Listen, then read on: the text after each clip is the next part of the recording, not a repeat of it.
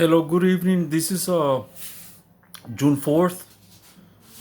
June 4th. I just want to share something real quick. It's about two Martin Luther who lived around 1200 AD.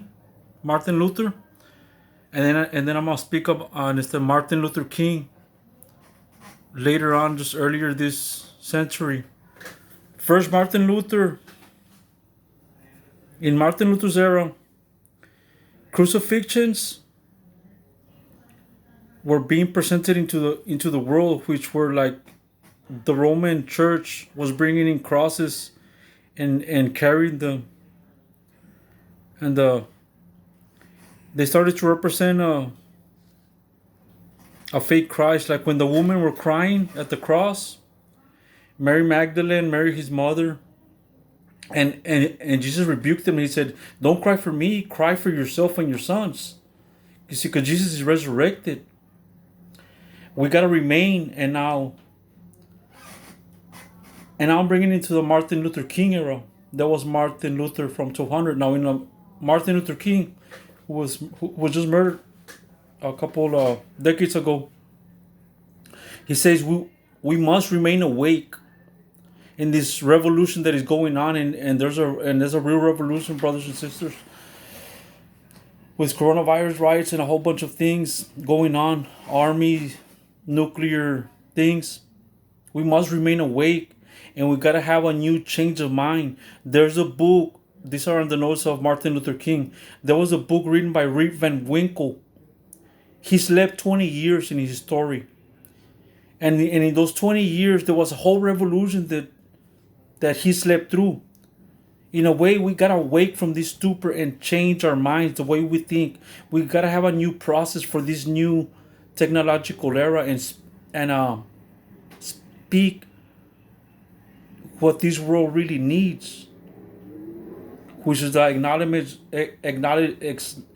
of Christ. Because there's no person any person who thinks he can live alone is sleeping. Those are the words of Martin Luther King. Any person who thinks he can live alone is sleeping. No nation can live alone. In the same way that every nation, that's what's happening today in the world.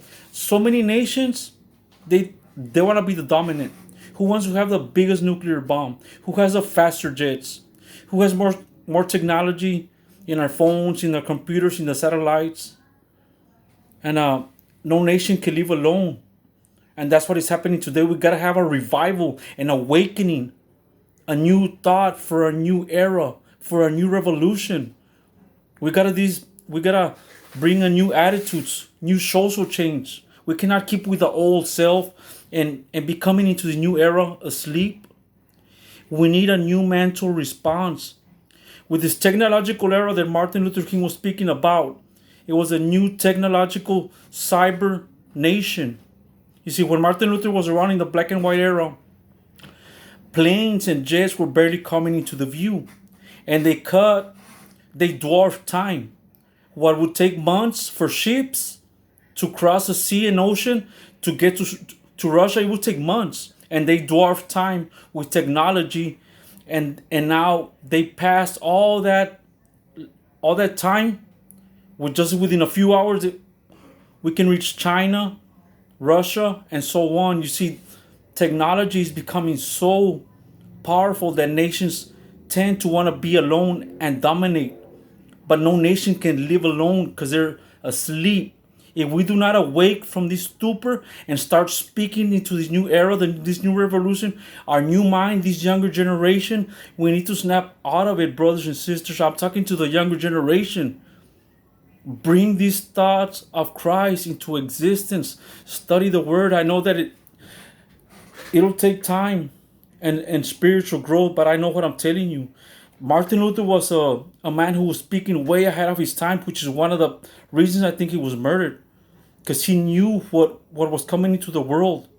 All that technology, all that military technology, all that modern jets, planes, nuclear things.